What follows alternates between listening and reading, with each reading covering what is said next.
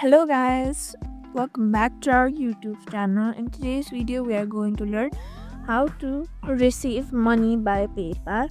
Let's begin with the tutorial. Firstly, over here you can see pay someone, add a card to shop the world payment. Here you can see there are no requests for payments or anything. Over here, go back to home tab, then tap on the three-line icon on your top left corner. There you can see the option of request money. Tap on it, then fill in all the details. Then you fill in the details for your requirement to receive the money by PayPal.